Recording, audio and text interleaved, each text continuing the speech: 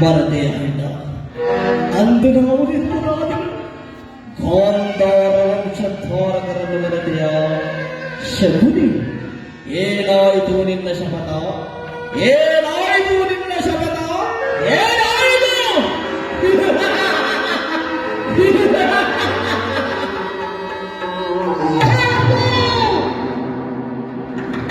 ಈ ಸೌಬರರಾದ ಶಕುನಿಯ ಅವಹೇಳನ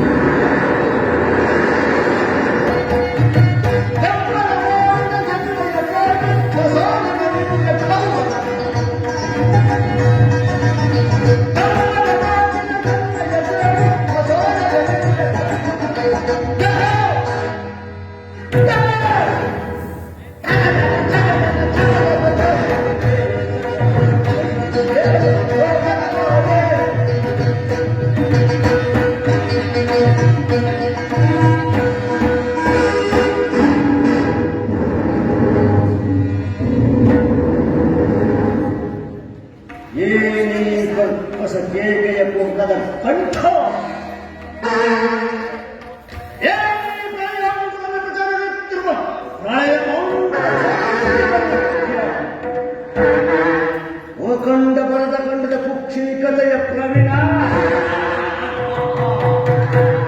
ವಾತ್ಸಲ್ಯಗಳ ಮಹಾನ್ ಸೌಂದರ್ಯವಾದ ಶಕುನಿಯೊಡನೆ ನಿಮ್ಮಗಳ ಸರಸ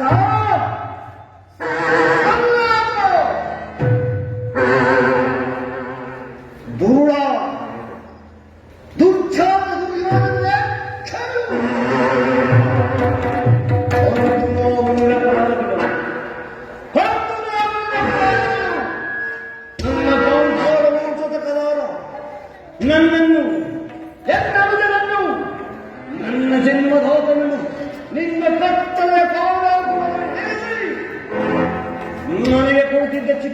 ಮನಸ್ಸೇನು ಸರಿಸಿಕೊಂಡರೆ ಅಪ್ಪ ಅಪ್ಪ ಅಪ್ಪ ನನ್ನ ದೇಹವೇ ಕಂಪಿಸುತ್ತಿರುವುದು.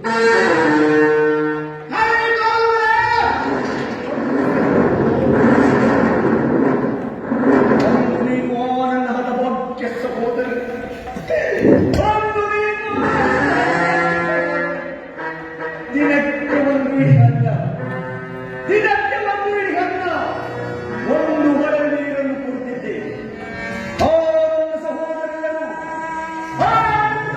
ಉಪವಾಸ ಮಾಡಿ ನನಗೆ ಇಟ್ಟು ತಾನು ಉಪವಾಸ ಮಾಡಿ ಒಬ್ಬೊಬ್ಬರಾಗಿ ಸತ್ತರು ಪರಮೇಶ್ವರ.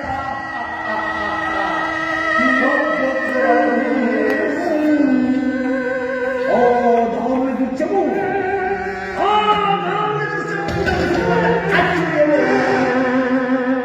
ನನ್ನನ್ನು ನೊಂದು ಬೆಂದು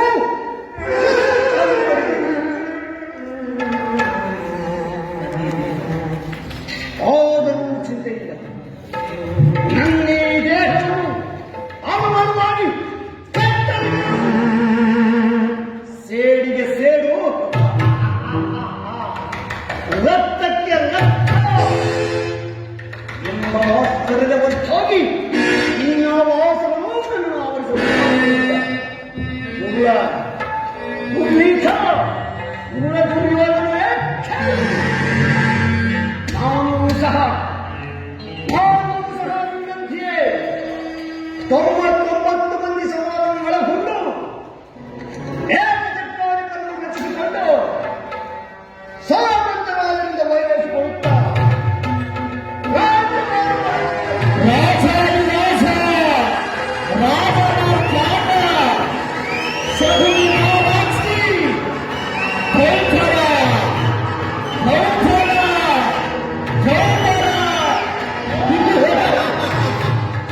ನನ್ನ ಹೋಸೆ ಹಾಕಂತೂ ಕೋಳಿ ಹೋಗ್ತದಾಯಿತು. ಆದರೂ ಅಡಿಗಳಿಗೆ ವಜ್ರವನ್ನು ವಜ್ರದಿಂದಲೇ ಚೆಲ್ಲಬೇಕು. ಮೋಸಗಾರನನ್ನು ಮೋಸದಿಂದ ಹಿರಿಯರ ನೋಗುಡಿಯಂತೆ ಈ ಹಸ್ತಿನಾಪುರ ರಕ್ತದ ರಕ್ತದ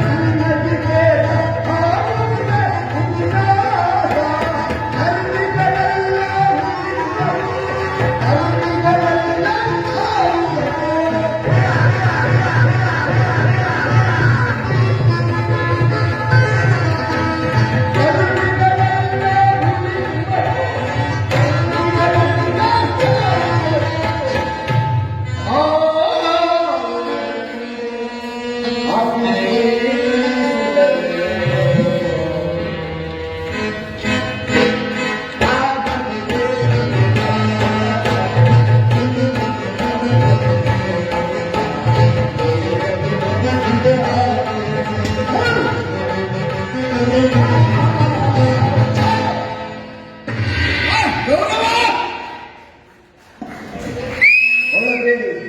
ಅಣ್ಣ ಅಣ್ಣ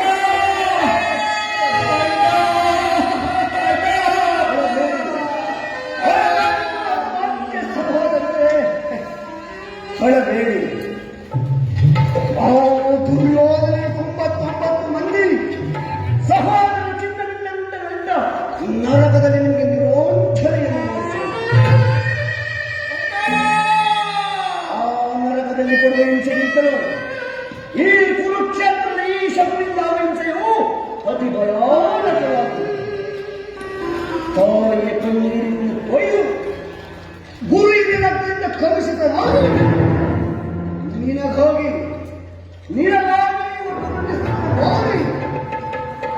ನರಕದ ಮಾರ್ಗವನ್ನೇ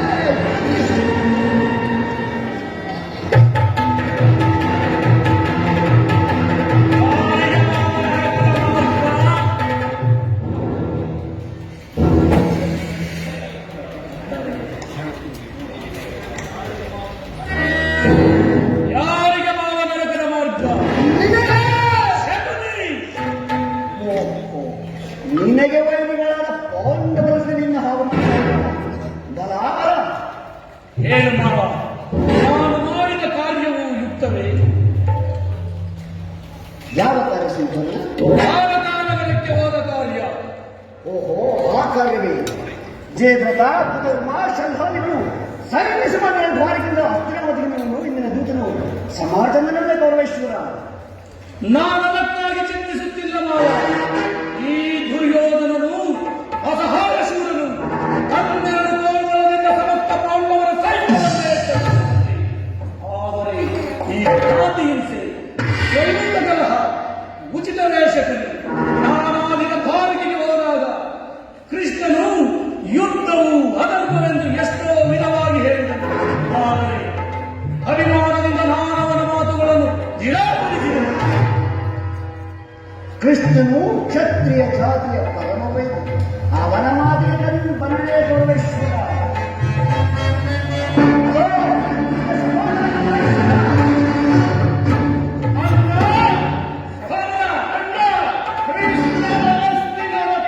ಬಂದಿರುವಂತೆ ನಾಡಿನ ಪ್ರಾಂತ ಕಾಲ ರಾಜಸಭೆಗೆ ಶಾಂತಿ ಸಭೆಯನ್ನು ನಿರೀಕ್ಷಿಸದಂತೆ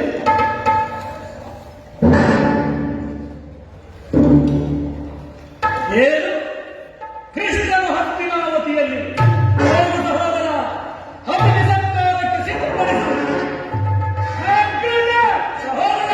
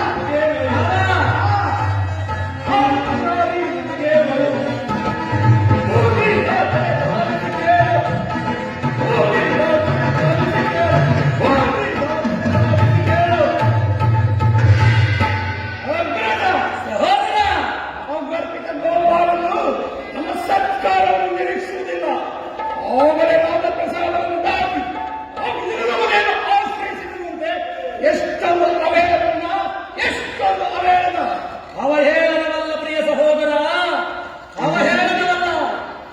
ಯವತನೆಯು ಭಕ್ತ ಪರಾಧೀನನು. ವಿದುರನಂತಹ ಭಕ್ತರು ಅಚ್ಚಾರಿರುವರು. ಈ ದಿನ ಆತನ ಸತ್ಕಾರವನ್ನು ಸ್ವೀಕರಿಸಿ ನಾಳೆ ನಮ್ಮ ಮಂದಿರಕ್ಕೆ ಬಂದೇ ಬರುವರು. ಹೋಗು, ಅತಿಥಿ ಸತ್ಕಾರಕ್ಕೆ ಸಿದ್ಧಪಡಿಸು. ಸಹೋದರ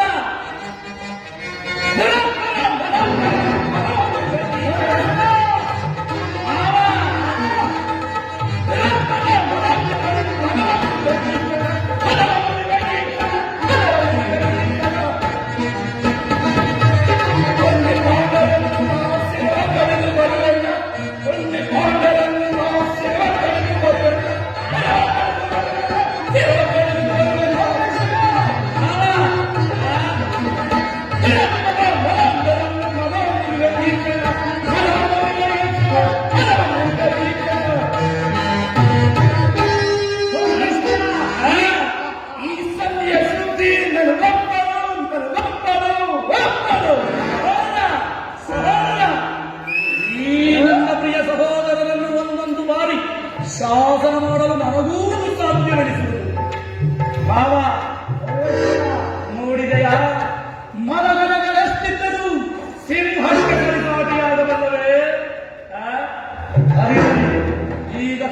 ಸಂಧಾನಕ್ಕೆ ಸಮ್ಮತಿಸಲೇ ಅಥವಾ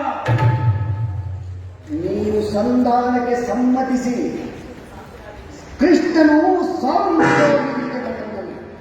ಹಾಗಿದ್ದರೆ ನಿನ್ನ ಸಾರ್ವಭೌಮತ್ವವನ್ನು ತೃಣೀಕರಿಸಿ ಆ ಬಡಗೋಗಿನ ಮುಸುರನ್ನು ಆಶ್ರಯಿಸಿದರೆ ಕೌರವೇಶ್ವರ ಪ್ರಾರಂಭದಲ್ಲೇ ನಿನ್ನ ಸಹಿಸಲಾದ ಅಪಮಾನ ಭಕ್ತಿ ಗಮನಾರನ್ನು ವೈರಾಗ್ಯವಾದ ನೀನು ಈ ಅಪಮಾನವನ್ನು ಹೇಗೆ ಸಹಿಸಲು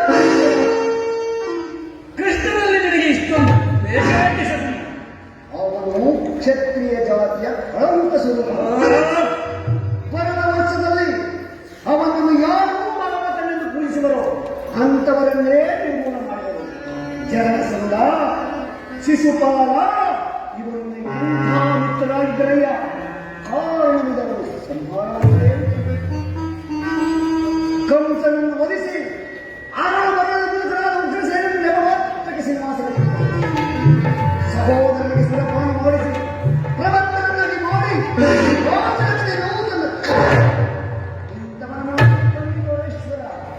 ಹಾಗಾದರೆ ನನ್ನನೇಕೆ ಅವಧಿಯ ದ್ವಾರಕೆಗೆ ಕಳಿಸಿದೆ? ಆ ನನ್ನ ಗೋಪಾಲನ ಮನೆಯ ಬಾಗಿಲಲ್ಲಿ ಸಹಾಯವನ್ನು ಯಾಚಿಸುವುದು ಈ ದುರ್ಯೋಧನನಿಗೆ ಉಚಿತವಾದ ಕಾರ್ಯವೇ ಶಕು. ಕೌರವೇಶ್ವರ, ಅದಕ್ಕೊಂದು ಉದ್ದೇಶವಿತ್ತು. ಏನೋ ನಿಮ್ಮ ಉದ್ದೇಶ? ಕಾಲ ಸರ್ಪದ ಅಲ್ಲನ್ನು ಕಿತ್ತ ಬಳಿಕ ಚಿತ್ತ ಬಳಿಕ ಅವರನ್ನು ಸರಸ ಕೃಷ್ಣನ ನಿಮಿತ್ತನಿಗೆ ಹೆಚ್ಚಾಗಿ ಅವನ ಯಾದವ ಸೈನ್ಯವೂ ನಿನಗೆ ಹೆಚ್ಚಾಗಿ. ಒಂದು ವೇಳೆ ನೀನು ಬೇಡ ನಿನ್ನ ಸೈನ್ಯವೇ ಬೇಕು. ಆದರೆ ಅಂತಿಮ ಪಾಂಡವನು ಈ ಸಂಕಟದಿಂದ ಉದ್ಧಾರ ಮಾಡಿದನು. ಕೃಷ್ಣನು ನೀನು ಹೇಳಿದಂತಹ ಕಪಟಿಯೇ ಇರಬಹುದು. ಆದರೆ ಅವನ ಮೇಲಿನ ದ್ವೇಷದಿಂದ ಆ ಪಾಂಡವರನ್ನು ಹಿಂಸಿಸಬೇಕಾಗುವುದಲ್ಲ ಮಾವ. ಪಾಂಡವರೆಲ್ಲರೂ ಶ್ರೀಕೃಷ್ಣನ ಆಜ್ಞಾಧಾರಕರು. ಹೌದೌದು. ನೀನೇನಾದರೂ ಅವನ ಮಾತಿಗೆ ಒಪ್ಪಿ ಸಂಧಾನಕ್ಕೆ ಸೇರಿಸಿ ಆಶ್ರಯವನ್ನು ಕೊಟ್ಟಿದ್ದೆ ಆದರೆ ನಿನ್ನ ವಿನಾಶಕ್ಕೆ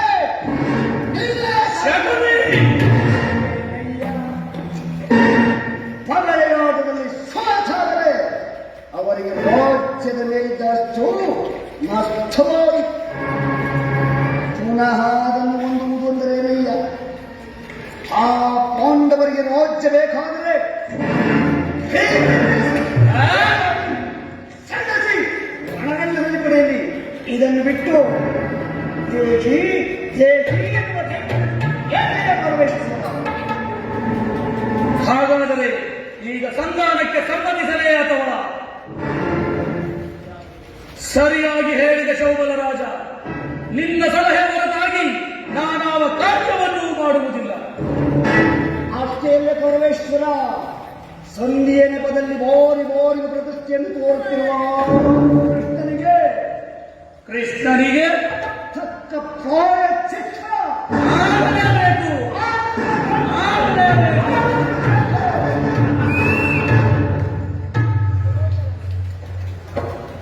ಈ ವಿಚಾರದಲ್ಲಿ ನನ್ನದೊಂದು ಸಲಹೆ ಇರುವುದು ಪರಮೇಶ್ವರ. ಏನು ಆ ನಿನ್ನ ಸಲಹೆ ಮಾವ? ಯಥಾಸ್ಥಿತಿ ಆಗಲಿ ಮಾವ.